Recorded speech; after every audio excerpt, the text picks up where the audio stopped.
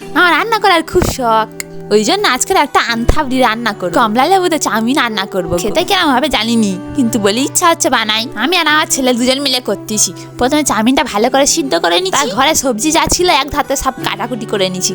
ফুলকপি, গাজর, বিন কড়াই, ক্যাপসিকাম, তার সাথে পেঁয়াজ, লঙ্কা, আদা, রসুন সব কেটে। চাউমিনটা সিদ্ধ হয়ে গেলে সবজিগুলো সব এক ধাতে ভেজে নেবো, ঠিক আছে? তার আগে তোমাদের একটা কথা বলে, দোকানে যদি 50 টাকার প্লেট হয়, আমার কাছে কিন্তু 100 টাকার প্লেট।